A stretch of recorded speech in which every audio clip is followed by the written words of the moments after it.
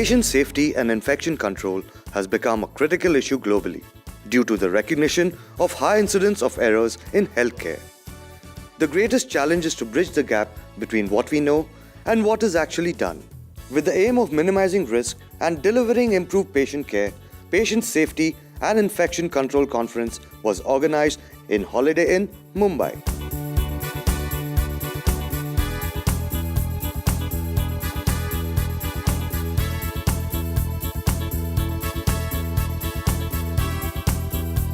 This two-day conference started with the lighting of the lamp,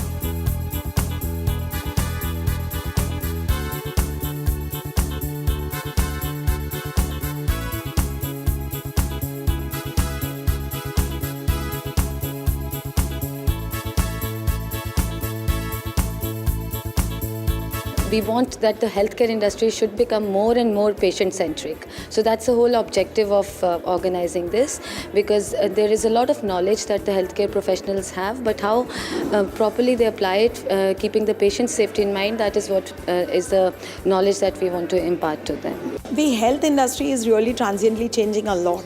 In the sense, we initially, the relationship was just a doctor-patient. It has now become a doctor, pharma, IT, technology, equipment technology, insurance. So it's becoming more and more complex, and more complexity is making the delivery a little difficult. So what possibly we need to do is come back, all of us come on a single line, because at the end of the day, the consumer is just one, the patient. And therefore, though we look like different industries, we are all serving a single consumer, that's the patient. And so we should come along, become more parallel in our thought processes than adversarial as we are at the moment. This conference was expertly facilitated using a blend of presentations to provide answers to important questions that arise with respect to patient safety and to inform, support and influence the health sector and the people in general. In medication safety, repeatedly every organization, every accreditation has said about capital letters. In Sam and D versus Prendergast, doctor has prescribed amoxil, but the patient ultimately was given Dionyl, went into hypoglycemia. The doctor's writing was illegible. The pharmacist did not confirm the illegible writing with the doctor, gave Dionyl, patient went to hypoglycemia. But fortunately, of course, by the time he came back to the doctor, very weak and this and that, it came to be 20 milligram, he survived. But their compensation was paid to the patient. 25% the doctor had to pay, 75% the pharmacist had to pay. And 25% was levied on the doctor because he was supposed to write legibly. Today, courts take adverse inference if there is illegible writing. If you write legibly, if you write clean, even though the notes may be short, even though the notes may be concise, but if it is legible, then you are taken care as a doctor who would take good care of the patient. Sloppy writing, illegible writing goes as adverse inference as if there is something to hide by the doctor. The elderly, which are in NABH we call as more of vulnerable cases or the vulnerable patient sector or the segment. They are 4 times higher than that of the non-elderly people. Why? And they need to be taken care very carefully. We need to take a proper history. We need to see that we are identifying what, because of their renal efficiency, low efficiency of the renal, they are more prone for adverse drug reactions very fast. So they need to be identified. They need to be taken a proper history, need to give a prescription of a drugs. Polypharmacy is one of the area where the elderlies are undergoing. Having multi-drug resistance and is a problem in many ICUs, not only in our country, but throughout the world, it is a problem, Acinetobacter. So this was controlled by ongoing staff education, promotion of hand hygiene, strict contact and isolation precautions, environmental cleaning, and targeted active surveillance in high-risk areas during periods of likely transmission and contamination. Internally administered nutrition in spine position is again a risk factor for developing VAP. So you have to be very, very careful when you are administering your feeds. See, if your patient is until and unless it is not medically contraindicated, your patient should be in upright or semi-recumbent position, which is 30 to 45 degree, while administering your feeds. HMC recognizes that patient safety training and education of healthcare professionals have not kept pace with advances in patient safety or with workforce requirements, and thus introduced the Patient Safety and Infection Control Conference, to address this issue. This event is about the patient safety, and the integrated solution which SIMS is offering is again on the related to the patient safety, that's medication level, so it can be improved on the quality wise, wherein the interactions like the adverse drug events can be eliminated.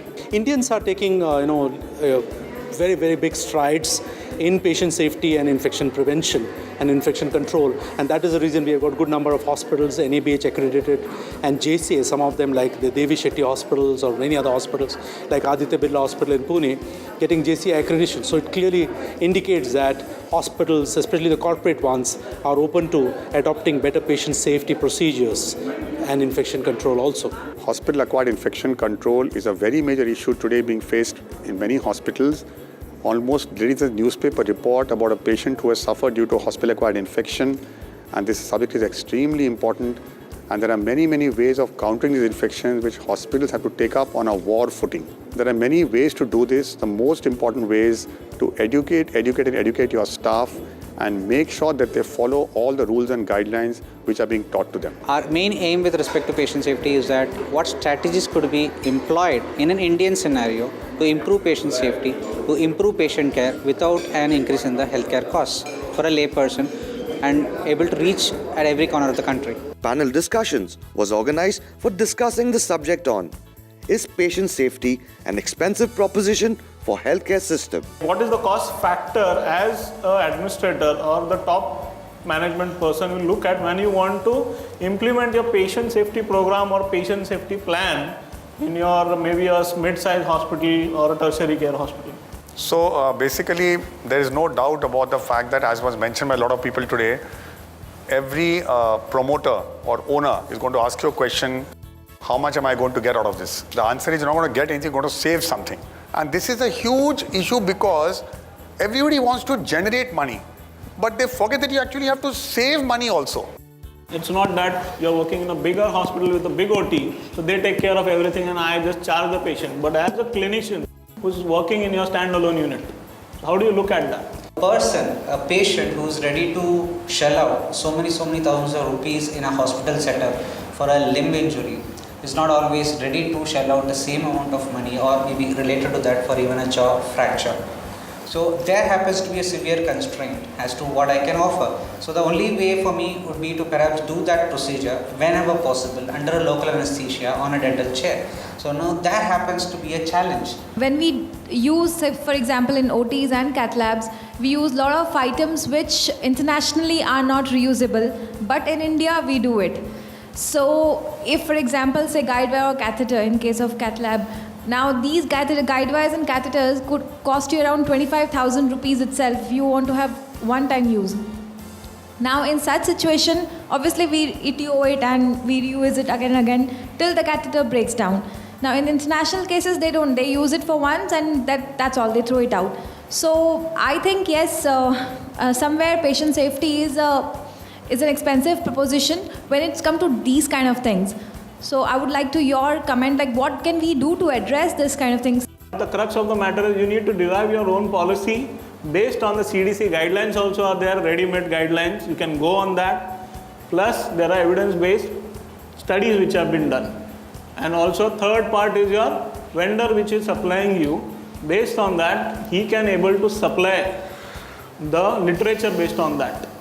And your infection team is the best people who can, like a microbiologist, can also tell you like what are the reusable. And finally it depends on your environment, overall environment, what sterilizers are you using, what are your rates of success. It's a big challenge where 80% of the patients buy products or go for medical care out of pocket expenses. It's no, just to answer your question, when you have insurance people paying for everything, why shouldn't you have, disposable things? So because the insurance is paying.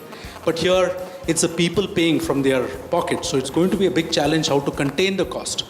But I feel, if you look at the long-term view, if you look at your brand building, it is very easy to convince the patient that it is better to go for a product with high value than with a low price. I think that is the crux of the whole thing.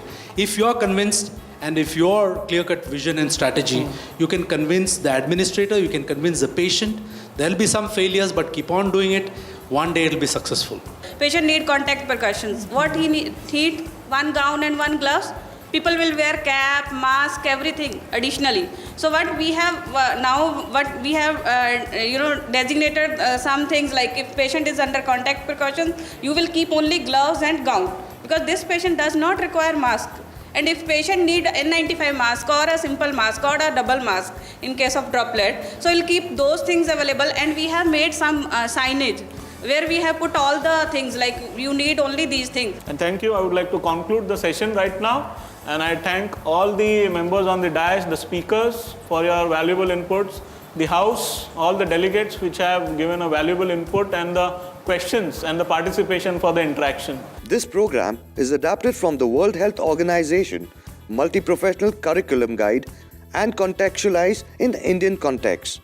The program has been tested and validated over several programs all over India. People across the nations participated in this conference. It was quite eye-opener for all of this, what is happening around us and what is going to happen all over the world. Topics are generally not discussed in various forums. So that is a very positive aspect, that it has come now to a level where the conferences are being held for this, discussing these topics. I think this was a great initiative taken by UVM and SIMS together to put together all. Some of the topics the speakers covered were really interesting. They also took us into some of the latest developments in the field. I think this event was really good, but it needs to reach out and involve more government level administrators who are actually going to be equally benefited by such protocols and SOPs in place. This conference, we came to know more from infection control as well as quality aspect. Definitely it has helped us to upgrade our knowledge wise in both the fields. I hope it will be continue for next year also and guide us for new techniques and technology that we use for patient safety and infection control. Nosocomial infections are acquired in hospitals and other healthcare facilities. All types of infections and patient safety issues were discussed and solved with expert opinions. It's a fruitful conference for Indian medical strategies. Organizers gave future plans for such conferences. We like to bring in chapters wherein we focus on specific specialities so that the whole concept can be studied more in detail and more specifically for specific areas. This two-day conference showed a wide spectrum of medical issues with vibrant colors. It's successfully completed with a positive approach in health industry.